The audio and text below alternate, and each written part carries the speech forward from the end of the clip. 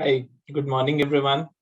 Thanks a lot for joining us right at 8 a.m. on a Friday morning.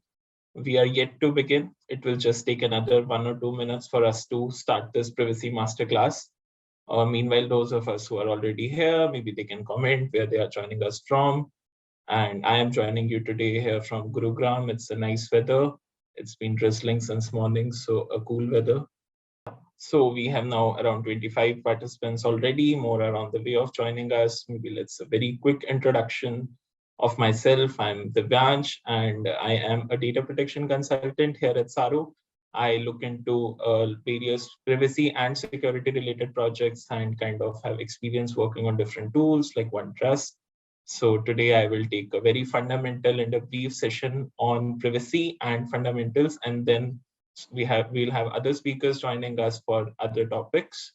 So we'll explain the structure in detail as we go forward. But before that, about Tsaaro. So Tsaaro, as some of you might already know, it's a data protection consulting firm. We look into various cybersecurity and privacy related needs of different organizations. We offer some practical and personalized solutions to all the clients that we work with. We are ISO 27001 and ISO 27701 certified as an organization. And moving forward, before presentation, a little disclaimer that the speakers will be expressing their personal views and that not doesn't always relate back to their company. The session in which we all are in is a recorded one, and it will be used for further trainings and uploading on different social media platforms. And yeah, so that's a little bit of disclaimer, and it's a very educational kind of a session, a kind of a free certification for all of us here in privacy. We are not necessarily expressing any kind of a professional opinion in this session. So please bear that in mind. But other than that, please feel free to put any questions, comments you have in the chat. The comment section on LinkedIn is all yours. The speakers will discuss and take up your points while explaining their concepts. Moving forward, why this privacy masterclass? As we all know that data is everywhere. It is very important these days to again protect it, and in turn growing with the compliance needs. Everyone is inclined to this profession and sort of wants to understand what are the expectations like, what are we going to have, what is happening in terms of regulatory impact, what happens when the data is not protected, what happens when a breach occurs. So for those reasons, it becomes very important to understand what privacy, how to organize it, how to run it in an organization, what to do when there is a breach, how to do privacy by design. So just to cover that fundamentals and give you a little insight into this world, we have organized this privacy masterclass. And today we will be having our in-house experts joining from Tsaaro, who regularly deal and advise companies on their privacy related requirements. So they are very relevant. They are all the relevant people to speak about the topic, and that's the reason behind organizing the privacy masterclass as well. Moving ahead, the schedule of the masterclasses, you already have me speaking on the introduction and the privacy and data protection fundamentals. Then we have Akanksha. She will be talking about organizing data protection in in any company. How does it looks like? What steps you have to take? What precautions you have to take? How difficult or easy is that? She's a senior data protection consultant from Tsaaro. Then Nidhi will talk about certain security related standards, primarily ISO 27001 and ISO 27701. How does that looks like in terms of implementation? How difficult or easy that is? What are the precautions? How to obtain a certification? How to make sure your organization is ready for the certification at the right time? So some of those aspects will be taken up by her. Then Ursula, again, our senior data protection consultant, will be talking about data protection and privacy. She will be talking about privacy by design. How does that looks like? How to implement it in various IoT devices, IT services, and different organizations. And after each of this session, we will have a Q&A round as well as a quiz after the session is complete. So please take it as a kind of a refresher session that if you are falling back on the learnings from the session, so please try and attempt that quiz. There will be a QR code displayed right after every session. So you can have my word that the QR code is safe to use. It will not lead to any data breach. It is safe. It is coming from Tsaaro. And you have to just attempt a few questions, and that will also become a basis for us to offer you a free certificate on the basis of attending this privacy masterclass. So yeah, why not? Then after the break, we'll have our directors joining us, Rohit. He will be taking privacy in engineering, which is again a very technical and a concept, like a technical concept in privacy. So he'll be talking about that. Then we'll have our CEO joining at 11:10. Akash, he will be talking about data breach, what should organizations do, what precautions should they take, and if God forbid a breach happens, what are the procedures that should be followed or implemented within an organization. So after this session, it is always recommended to participate in the quiz and get your free certificate of participation. So yeah, looking forward to it. Any preliminary comments, doubts, or anything you might want to ask, please feel free to put it in the comment section. We'll resolve it. Now, moving forward, let's start the first session, the speaker for which is me only. And we have this on the privacy and data protection fundamentals. What are the basic elements that look like? So going from today, we have all the legislations coming in the data protection all over the world. So African nations are introducing the new legislation. Some of the regions already have, like Kenya, Qatar. In the Middle East, we have the legislations coming up. Europe anyway took the first step to implement GDPR. Then we have the legislation of India that is in talks right now, that will be introduced in the next budget session of the parliament next year. So IT minister kind of announced that 2 days back. Then we recently had Indonesia also pass their data privacy legislation. So we do have data protection legislations coming in all over the world in some part of or the other. And even in those countries where there is not a full-fledged data protection legislation, we do have some sort of law protecting or implementing privacy. Sometimes it is sector specific or sometimes it is incident specific. So that is currently the case in India as well, that we have some legislations, not a full-fledged data protection legislation. And this reflects the growing importance of maintaining compliance. Maintaining compliance when you as a company collect personal data. So what is personal data before starting anything else? Personal data is anything that can be traced back to an individual. Let's say your name, your address, sometimes a combination of 2 or 3 elements, whatever will help you identify anyone. So that will constitute personal data. And it is for protection of that and the sensitive information that these legislations are coming in up. They also kind of protect that data from misuse and any kind of issues that happen. So yeah, let's talk more about India since we are here. What is the personal data protection bill here? What's the status? We recently know that on August 3 it was withdrawn, but it was introduced in December 11, 2019 in the Lok Sabha by our then IT Minister, Mr. Ravi Shankar Prasad. It is Mr. Ashwini Vaishnav now, but then Mr. Ravi Shankar Prasad introduced it. So that was aimed again at the protection of personal data. We have the right to privacy. Everyone is a citizen of India under Article 21, the right to privacy after the KS Puttaswamy judgment. So flowing from that, we do need a personal data protection bill. Apart from that, we have some, as I said, sector-specific legislation, some covering up the data protection regime in India.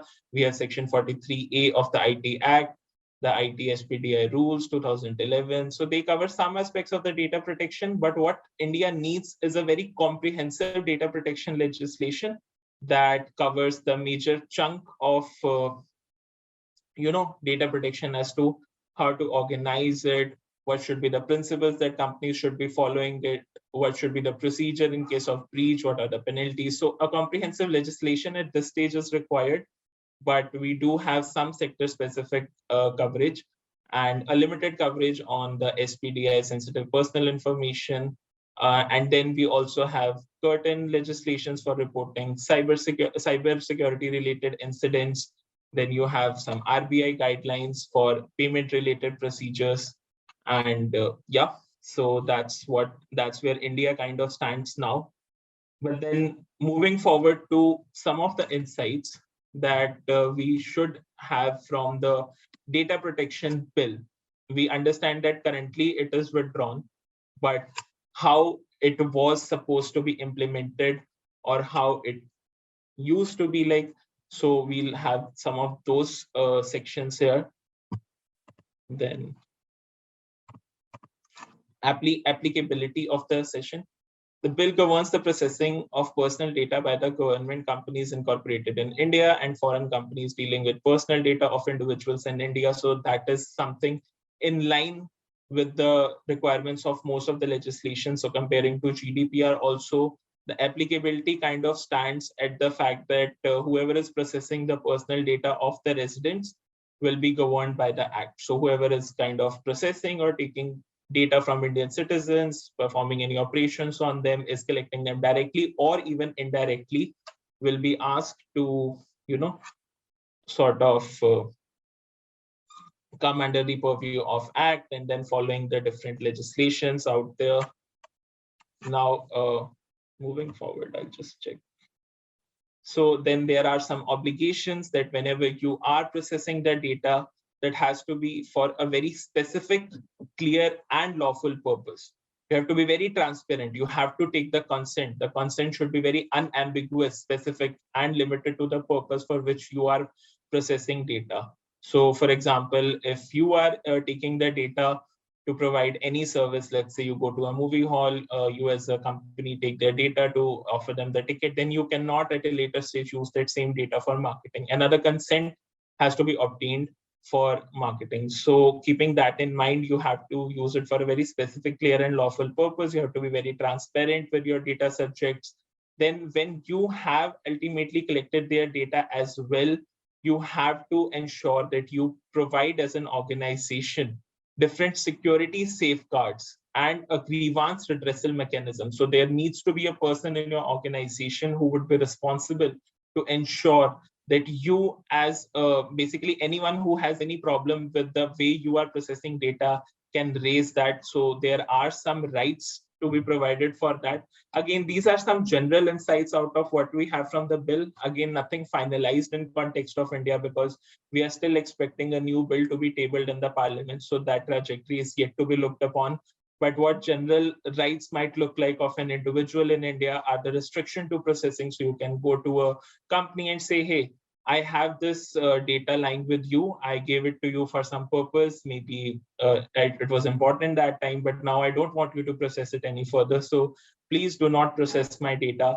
So that sort of rights you can exercise. Maybe at that time when the law is applicable, you can, if you're getting so many spam emails or anything like that, you can move ahead and mention that you don't want any further spam emails like that. You have the right to data portability. If say one company is already processing your data and the same is required somewhere else, you can request that data to be transferred. And if there is any updation in your personal information, say you change your name, or if there is any change in the gender or sexual orientation related identities, you can go and say, hey, please rectify. So this information or personal detail is updated from my end.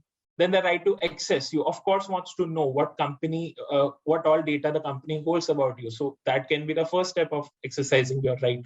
Hey, can I please know what all are you processing about me? So that is all on the organizations to fulfill. They need to know their data, what they are processing, what they are going forward with. So that becomes really important. Then, like any other law, you really need to have some grounds for processing of personal data. They need to be legitimate, they need to be legal. So some of the grounds, the indicative one from the bill, are the state requires it for providing benefits to individual. There are some legal proceedings. You have to respond to a medical urgency. But some of the grounds can be that you really obtained the consent from the data subject. You took their permission before processing their personal data, or you had a legitimate, some other legitimate reason for processing the personal data. Maybe you had a contract, there was some necessity. So those sort of grounds will be fixed. You cannot just go and process personal data anywhere. So then moving ahead, nothing is complete without implementation. So for that, we have our data protection authority that will be established under the law. And with that, we'll also have some offenses to govern it. So data protection authority will comprise, according to the previous bill, a chairperson and 6 members with at least 10 years expertise in the field of data protection and information technology. And they will take some steps to protect interests of individual and will prevent the misuse of personal data. But more than that, their task also becomes one of awareness, to actually make sure that data subjects do exercise their rights. They are aware and inclined towards preventing the misuse of their personal data, and wherever that is happening, imposing the relevant fines. So these offenses, the penal provisions you have, those will be kind of taken up by the Data Protection Authority. They will impose that. Apart from that, they will also make sure that they offer some clarifications wherever required on the implementation angle of the law. Wherever it is required, they need to step in and say this updation needs to be made, maybe in any definition, any term, amendment. So that in that ways, the role of a data protection authority becomes very important in any country when the law is coming in, because the world is dynamically changing. They need to act on at every step to ensure that the data protection is happening in live also, and not just on paper. Now coming to a very interesting concept after this, data sovereignty. What is data sovereignty? It is basically keeping your data sovereign, that is localized, keeping it within your country. So nations like Europe are very, particular about not sharing their data, especially to those countries where they feel the data will not be safeguarded very properly. There might be some issue with your data. Let's say you have a company in Europe collecting their data and they transfer it to some third country, and there the personal data gets misused. Then the entire purpose of having the legislation or protecting the data in your country kind of becomes redundant, because it is subject to some misuse in the other country. So that is why the concept of data sovereignty is very important. It ensures that the data stays at home for its protection, and the citizens' data does not fall into the wrong hands. But then comes the question, what if it needs to be transferred?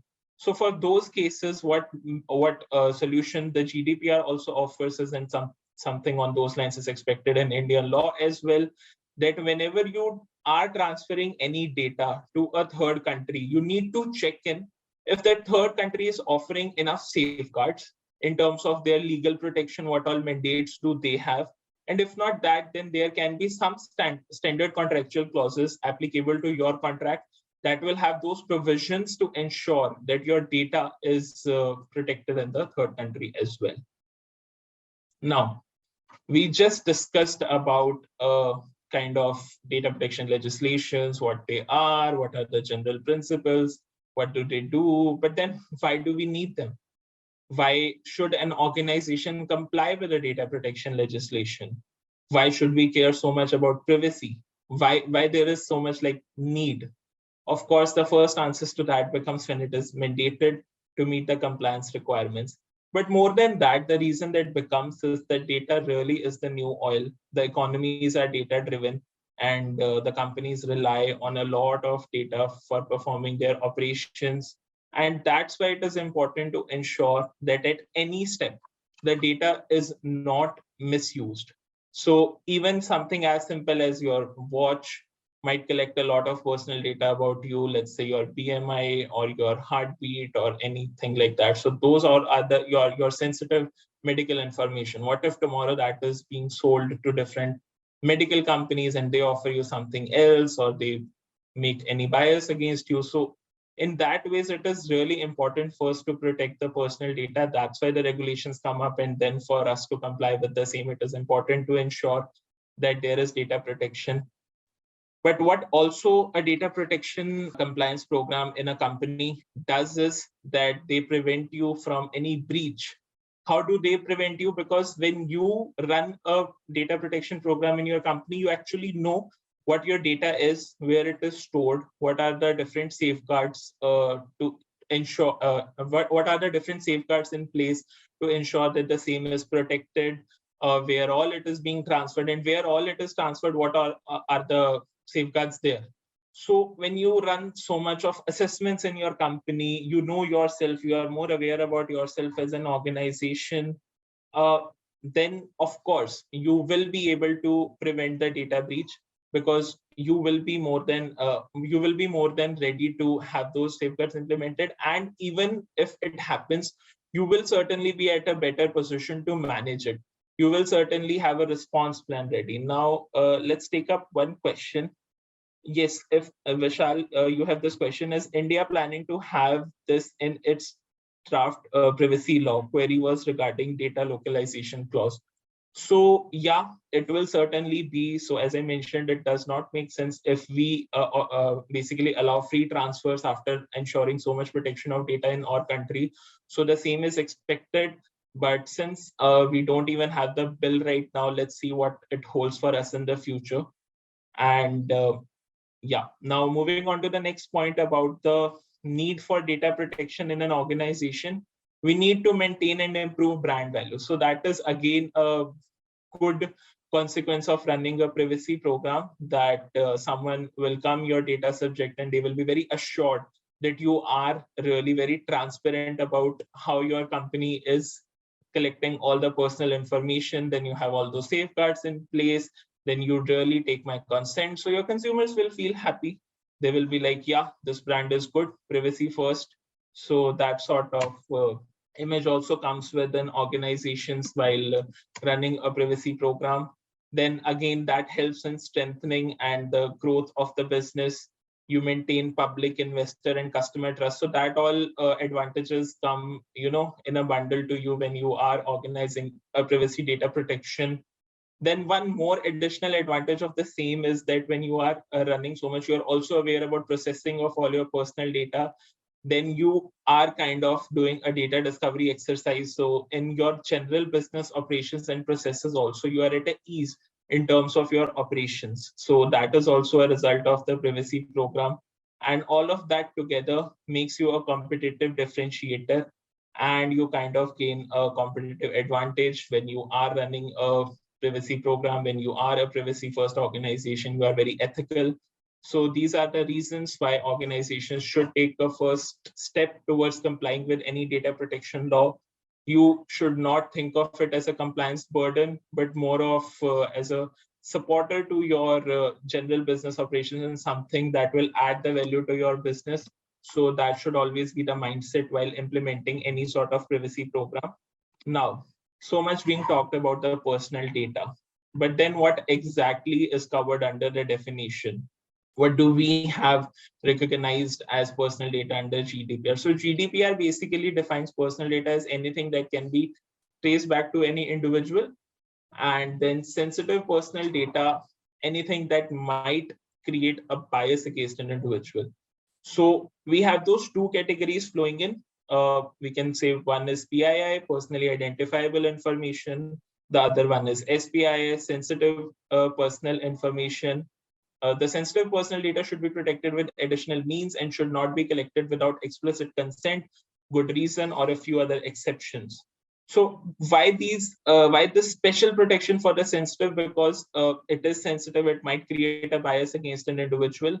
And also, to just elaborate a little more on the explicit consent, it is about the mechanism, how you obtain the consent. Any data subject for whom you are collecting the sensitive personal data should positively affirm that their data is being collected and can be used. The consent cannot be implied, it has to be very explicit. So that's why the additional safeguard that the consumer can feel free to give their personal information. Now we have some categories listed here in these personal boxes.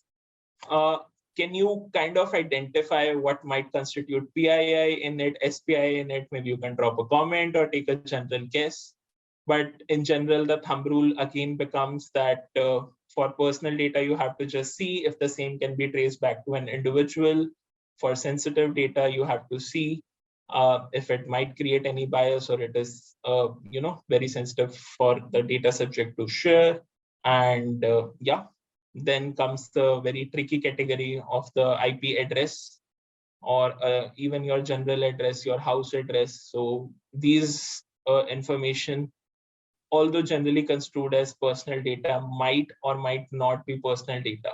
So to give an explanation on that, you have to look into the elements it is combined with. If it is at the end of the day tracing back to any particular individual, so that becomes again the criteria. Sometimes IP address can be used to identify the computer from where the user was operating, and you can trace it back to individuals. Sometimes not. Same goes for address. There might be many other people living in the address, but how to identify it is you. So you have to always generally look into the different permutations and combinations of these data. If the set is together able to identify anyone, and even any a name, like let's say have a common name like Varsha. So that might be any Varsha, but if you are saying say Varsha from Tsaaro, then you can specifically get back to Varsha Agarwal. So she is the one who works in the marketing team of Tsaaro. Then you can identify a personal individual. So that is how you look into the fact whether you are processing or not the PII. So that is why it becomes sort of important to look into the criteria, whether it can be traced back or not. Again, these are the kind of SPII categories that might relate back to the personal individual and are sensitive, like the data revealing racial or ethnic information, their sexual orientation, the genetic data, biometric data, religious, philosophical beliefs. So all these categories are the sensitive personal information in GDPR. So not exactly recognized in terms of list, but from various judgments and directives, we have this clarification at this stage, because GDPR as a law is also very mature given it's been time that it was implemented. Now comes privacy by design, the principles. What is privacy by design? Privacy by design is basically an approach that whatever data you are processing, uh, whenever you are starting with any processing activity, let's say you are making a website or an application, so that has to be privacy compliant right from the beginning. So the designing has to be such that it is privacy first. The privacy has to be embedded within the design of that application. It should be the default standard for whatever operations you are taking with the app. You should not be remedial in your nature, like whenever we process the data and there is any issue happening, then we do it. But you have to be very proactive with your approach of the management of personal information. You have to respect the user privacy, be very transparent, be very visible with how you are processing their data, and offer end-to-end security. So that is one use case scenario we can say in terms of implementation of privacy. Let's take the example of a website. Every website has a software development life cycle with different stages running in that. So if at every stage you are running your assessments and are having a checklist to make sure if your privacy principles are incorporated at every stage, if there is no data loss or harm to any data subject because of the running of your application, and if there are any changes in the way your application operates, even that is accounted for. So if you are having those checklists, then you can ensure that you as an organization are having privacy by design for that particular app, application, or that website. So that is just the example of one use case scenario and how to incorporate the privacy applications while running the privacy program. Now comes the very interesting quiz, and with quiz we will also have the Q&A session. Maybe you can now that you are familiar with the very basic elements of it, we have not covered anything in depth and detail. That is for the later sessions to take up, that is for the later sessions to cover, and our speakers will be covering that. But until then, maybe take the quiz, or if you have any questions, please feel free to drop them in the comments, and I will take that up right now. So yeah, waiting for response from your end now. So we have one question. What is the difference between data protection versus data privacy? Very interesting question again. So data protection, I would generally say, is a broad term and a term of an organizational measure where you take care of both the privacy and security related controls. Data privacy can be defined as a social angle to it, where you look at into from the perspective of a user, the end data subject. What rights do they have? How do they protect their personal data? And what mechanisms do they have to safeguard their privacy? So one becomes user-centric, one becomes organizational. The other thing is, again, data protection encompasses within itself both the security and privacy-related measures, but data privacy is just about protecting the personal data. And yeah, so that kind of is a very broad distinction. And yeah, looking forward to more questions. And meanwhile, I hope like most of us are scanning this QR code. As already mentioned, it is a very safe one, will only lead you to quiz, not anywhere else. And no data will be breached in this process. Examples on the privacy by design principle. So one use case scenario we covered was of a website application. So the privacy by design is basically an approach usually followed by the organizations for their IoT devices, the IT related applications, because they follow the process of a software development lifecycle. And whatever phases are there in that are the planning, deploying, development, testing. At every stage, what we do is that we follow a privacy by design approach. We, in starting, plan out that activity with the developers of that organization and go out with them to say, hey, this is the privacy checklist. You also have to incorporate this while developing any particular application. Please make sure that whenever you are processing that personal information, it follows by the standards. So that planning and development stage, you are in that process. You run various kind of PIAs, which is a privacy impact assessment. And in that, you take it up with the developers that if there are any issues or risks identified in any stage, then through that PIA, that risk mitigation plan can be prepared, and then your app will become more compliant in terms of privacy. And then you kind of run some tests on the basis of sample user data.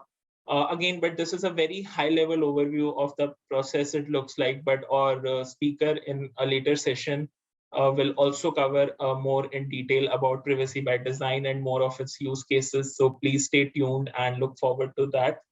And how similar will the Indian data protection with GDPR? Will the Indian one be international standard compliant? The same is expected. The same is definitely expected that it will have the standards and will run according to the standards of GDPR, because that is the kind of, I would say, the gold standard in privacy and something that has been implemented for various different countries to follow. Even within the laws that are coming in other nations, let's take an example of USA, which is going to be enforced from January 2023, the CPRA, California Privacy Rights Act, or the UAE Federal Data Protection Law, they all have some principles. So the general principles of privacy remain same, so that data protection principles remain same. And if the protection becomes adequate, then it is internationally compliant. So yeah, the same is expected. Has there been any indicator that there will be requirement for data breach notification to the data subjects in the upcoming Indian bill? So that part again will be covered, but yes, it will be, because that is a part of your data privacy management, because if the data is breached and users don't know about it, there is no point. So that is an indication and will definitely be covered. Now I would move forward, and then Akanksha will take it over from here for her session. So let's have our next speaker. So thank you so much for participating. Please stay tuned for rest of the privacy masterclass. It was nice talking to all of you.